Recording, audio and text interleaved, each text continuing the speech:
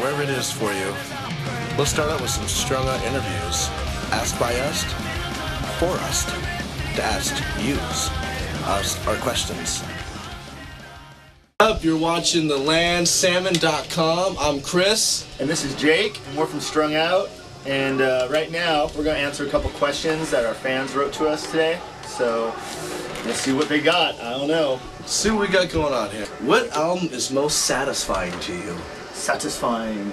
Well, I kind of like them for different reasons, but maybe like Element of Sonic Defiance. At that point, that was like a big cleansing for us. Like, we had just kind of gone through some things, and that record really just was a rebirth for us, sort of. And I wrote a lot of pretty interesting things that I was really happy with at that time. So that one's one of my happiest. That one's one of my most defining, I would say. So, Chris, it's lovely to have you here this evening. Thank you. And it's lovely to be here. Always a pleasure on the set. Tonight, some of our fans were wondering, when did you start playing guitar or bass or any instrument that you play? Ooh, good question, Jake. I actually began playing guitar back in like 6th, 7th grade, so it was like 87, 88. And played guitar first, then when I got in Strung Out, I started playing bass, and now it's been 9 years now. I've been Strung Out 9 years this month, this year, 9 years. So yeah, playing guitar and bass, and I'm very happy with both of them. That's good. I started right around then too. Yeah, you did actually. Me and you actually had the same guitar, the Cruise VMI. Yeah, the Cruise by VMI. Which I got mine at World Music, which I'm pretty sure you probably did too. I got mine at the pawn shop actually on LA Avenue, but right down the street from World Music. Nice. And it's basically a knockoff Jackson, like one humbucker, like wannabe San Dimas model. But I was just stoked because it had the pointy headstock too. Yeah, the pointy headstock. It was pretty cool, but when you played it, it was total ass. But you know, it was a good starter. Who would have thought we had the same guitars? Crazy. And yeah, I think we both started right around I started right around 87, 88 too. So it's been crazy. I mean, what does that make it now? 20 years? Shit, actually, yeah, it'd be about 20 years now. 20 years. 21 years now. All right, next question. How was it for you to finally play Gilman Street? Gilman Street. That was an awesome show, actually, from what I remember. Like, we were always a little apprehensive. At least I was a little apprehensive because I didn't know if they took kindly to punk rock bands like us with guitar solos and double kick bass drums and stuff. But hair whips. But it was awesome, man. The kids up there were great. They were awesome. The show went off, from what I remember. It was that was one of the funnest shows we've ever played. Actually, I remember like just being blown away. Like, we got to play here again. We've only played there once, but yeah, awesome night. Good. That was the night that Fat Mike brought that bottle of Patron to us. Yeah, that's right. Some Patron which is still in Jordan's freezer. It's in his freezer. There's like that much left. It hasn't moved. Every New Year's, Jordan takes every New Year's. A little sip. A little tine. There's a little bit, couple more years left. All right, welcome back. And another interesting question. We got a few about you specifically today. And some guy wanted to know, what do you do outside of music and weed? Well, I do Jake sometimes. I do. Does my Jordan. hair? I does his hair. What do I do? I usually just hang out at my house and watch DVDs. Go find karaoke joints. Go find the better Mexican food place to eat. Go to Walmart. I mean, hey, Walmart. Can't really back it too much, but it's hard to find shit sometimes. So Chris, how do you feel you progressed in your music? And not only talent-wise, but how do you feel if we've gone tighter, or have we, been open to new writing processes? I think definitely gotten better just from being a guy that grew up playing guitar to have to learn how to play bass. And when I first got in the bass in this band, I was just trying to play like a guitar player. Then I realized about playing with this other guy called the drummer, and it kind of made me think differently about playing my instrument. And I think it made me overall a better writer and player overall together. So it was a good thing for me, I think, to do that.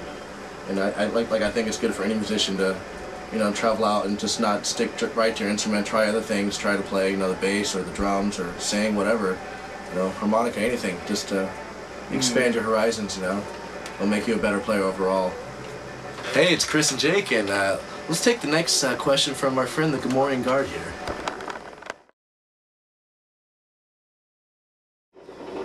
Yeah, Jake, I was just wondering, what was your favorite concert you saw when you were younger?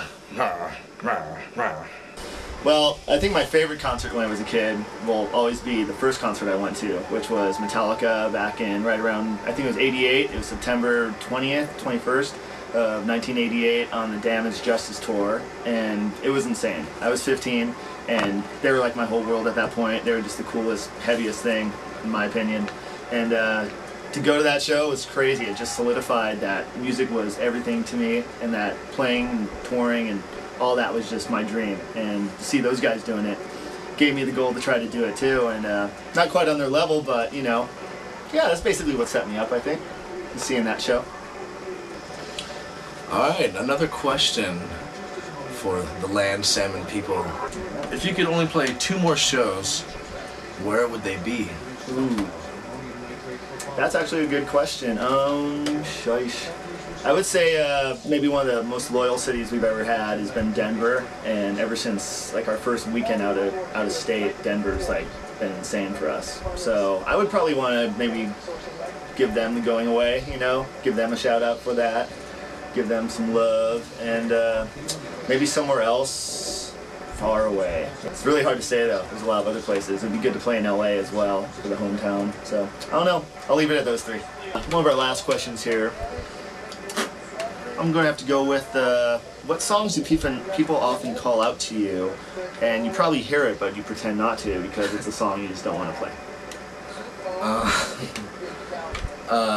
Maybe sometimes or like play like some really obscure song, like play American Lie. Actually, that's like, I think it's my drummer that says it all the time. He screams that song out. When people are screaming songs out, he's the one I hear where it's like, American Lie, or like Season of the Witch. Yeah. Like you'll hear like, yeah, there's a couple songs that are just... It's cool and all, we'll do it every now and then, but like, let's just stick to the better ones. Yeah. We kind of, you know, we kind of cheat like that. We have selective hearing when it comes to the requests. But some of that stuff we just haven't played in 10, 15 years, or ever really.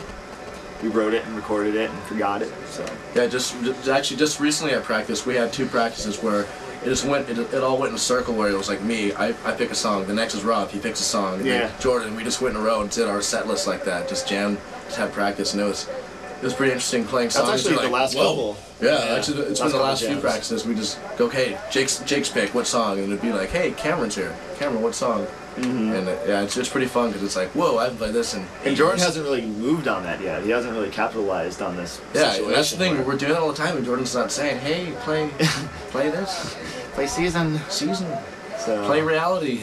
The final band fan question of the night. We're going to go, Chris, at this point in your life, do you love where you're at?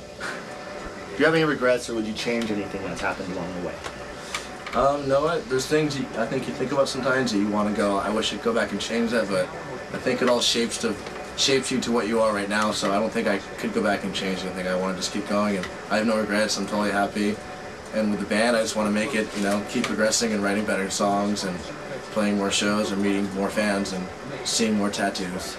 Yeah, you know, I think just this whole process keeps you young. It keeps you young at heart, and I don't see any reason to give it up. And people always seem to ask us questions about, you know, why are you guys still together? How do you keep it together? Like, it's this really big struggle, but it's just a good time. You know, we just really straight up love it, and I can't imagine my life without it. If I didn't go to practice a couple times a week, it'd just be worthless, you know? So, yeah, it's an amazing thing, and I wouldn't want to change anything, you know? I wouldn't want to change anything to be a bigger band or, you know, or to change the course of our, you know, what we've been doing.